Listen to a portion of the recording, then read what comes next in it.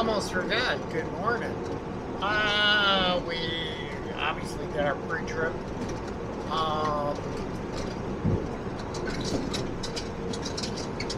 I left. I don't know, about halfway there. Got about another 44 miles to my delivery.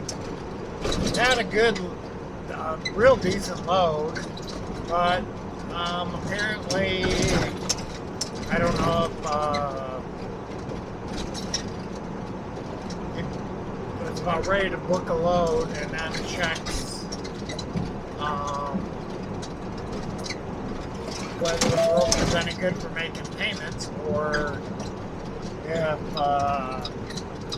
corporate sees what, the rate con, and then runs a credit check on them before they approve it, and then found out that they were a bad payer.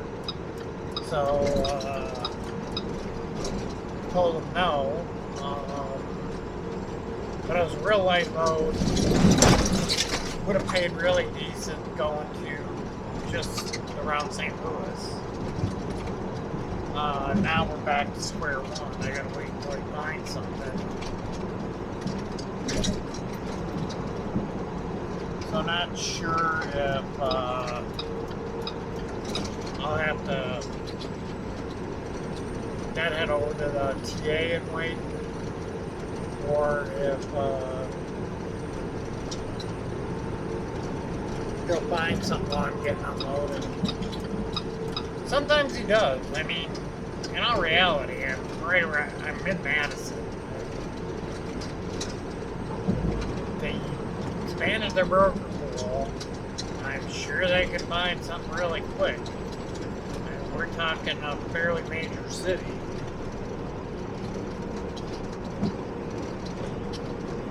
Even if you had to go down to Rockford, the area to pick it up, it wouldn't be like it's 4 hours. Probably like an hour and a half to Rockford. So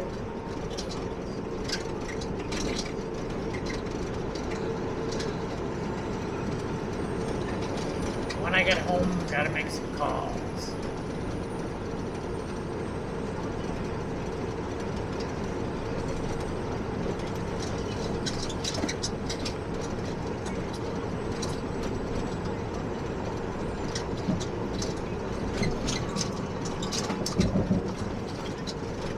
Those aren't bad looking apartments.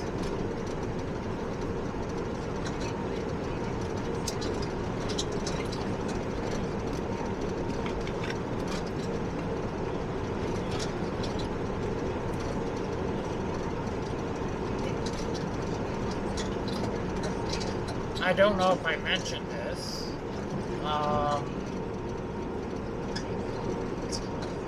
I'm thinking probably right around next year, right around September, October. I may take some time off and run down to the Nashville area, preferably just outside there, and see if I can find a decent apartment or a house to rent, and then find a spot to park my truck. And my lease is up. Hold on a second. I'm back. That was my fleet manager, or my load coordinator, should be. It's got a load for me. It's short miles, but it'll put me right in Illinois. So worst case scenario, I grab a bottle load going to Kentucky out of my usual place. But what I was saying is, my lease is up next year at the end of February, and live in Illinois and know why I want to get out of it. So that's my plan.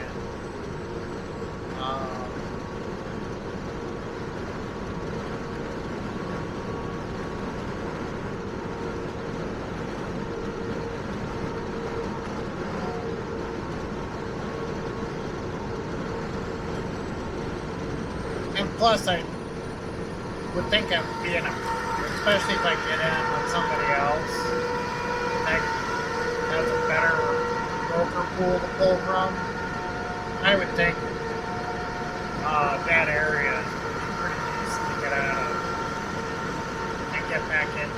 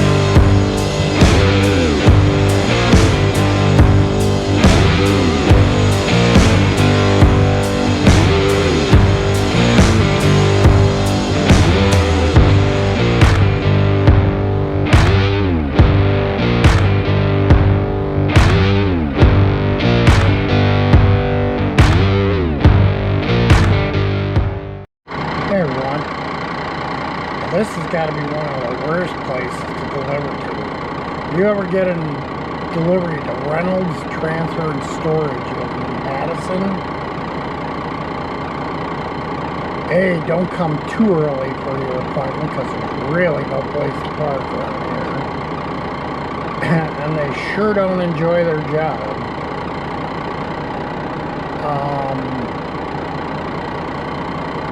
Got here at 9:10. Checked in. He goes, yeah, there's a truck pulling out of the dock now, back in there.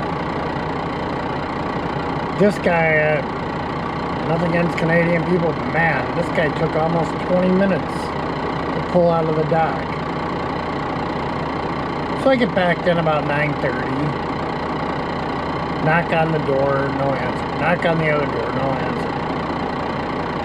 At 10 minutes to my appointment time, the guy comes out and goes, "You're the 10 o'clock?" "Yeah." And then he cops an attitude. "Oh, great."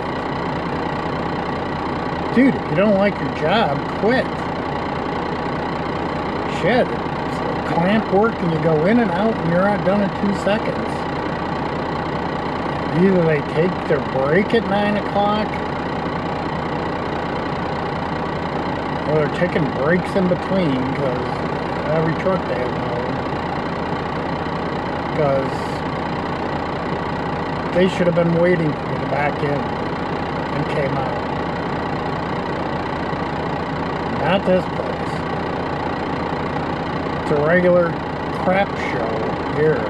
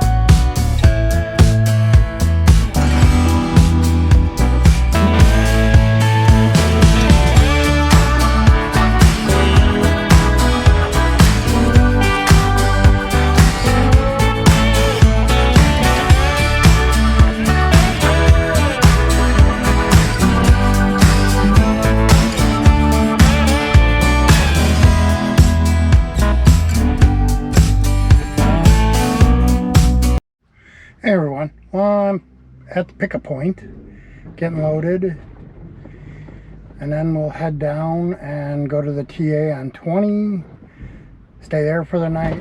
We should only be like an hour away from our delivery. So, we'll see you in a little bit on the road. Alright, we're going to try something a little different. If this works, I'll use it more often. Kind of a first-person point of view.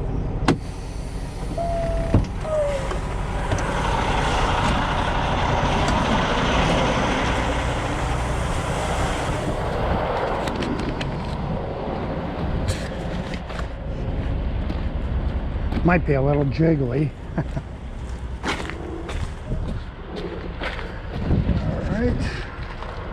Hold on. I only closed one door, so this way I can see where he's got me set. Got me set pretty close right at 48, so almost set it right back where I had it.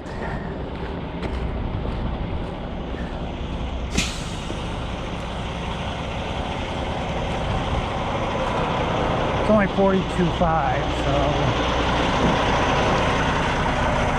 once I get my axles close, sorry about that jar.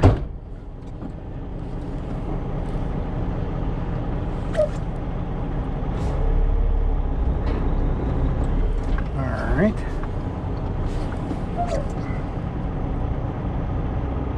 This way I can kind of show you how I set my axles to the parade. Come on. Oh, one more pin.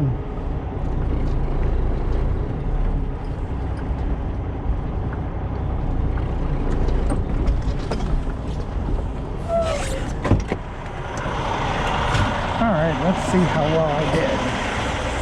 Should be pretty close. Now, usually with rolls, I use the mud flaps. I don't know how it's going to work on Hyundais, but on all the other trailers it worked. So I take the edge of the mud flap and then I look inside and see if I'm right on where the mud flap is, even with the leading edge of the freight.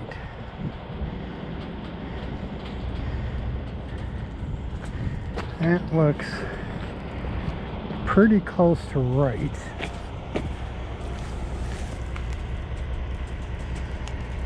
I can let the pin come out and just pull forward a little bit and I'll lock it in.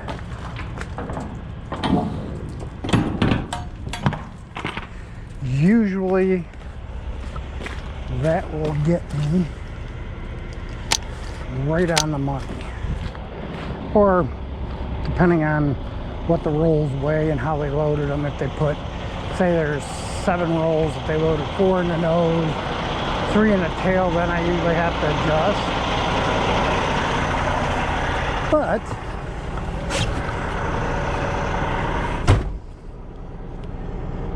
looks like 12 rolls.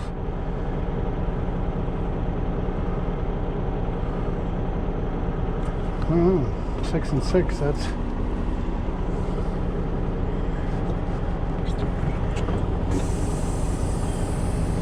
then I just put the arm down.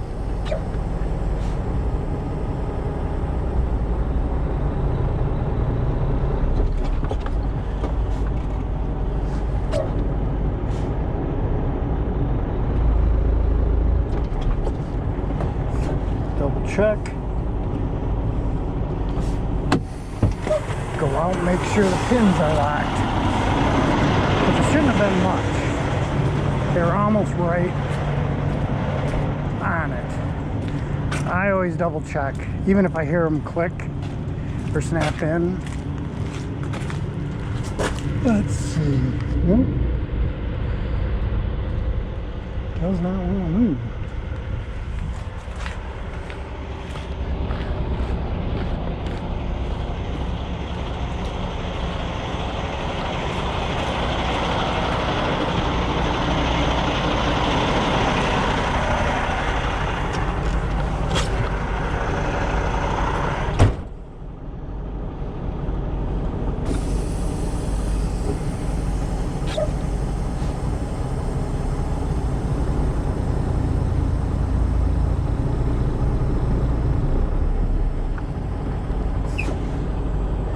That may have got him.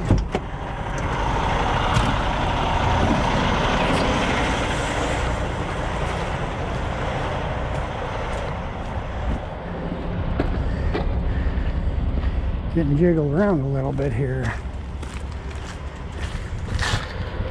Yeah, there we go. Pins are snapped in. All right. Let me know how you like this view.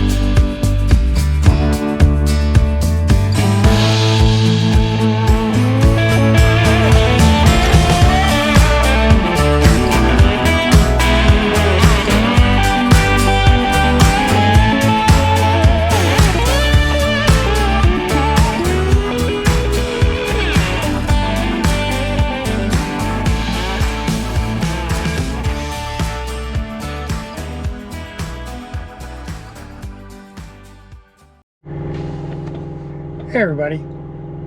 Well, I'm at the truck stop. Parked.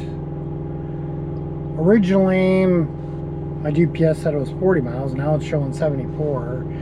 I had to switch over to my Rand McNally because my Garmin OTR 800 now has an issue with, even though it's charging, it thinks it's not charging, and the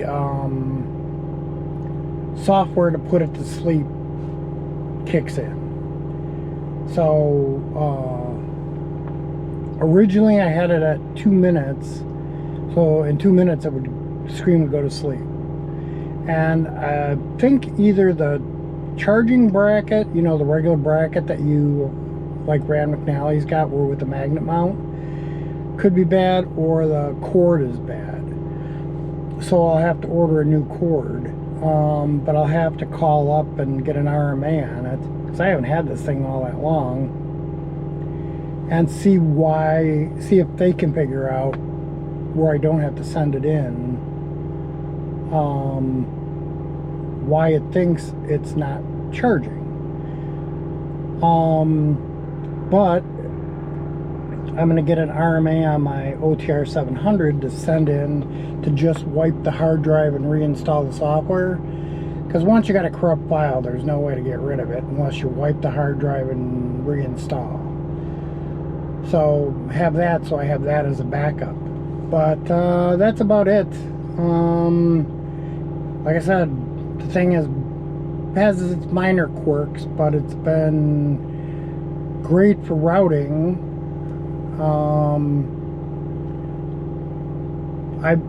That's 2 GPSs that haven't lasted a year.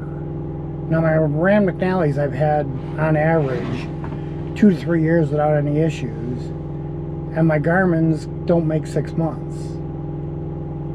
So hopefully once I get fixed I won't have any more issues. Alright, have a good night. We'll see you in the morning.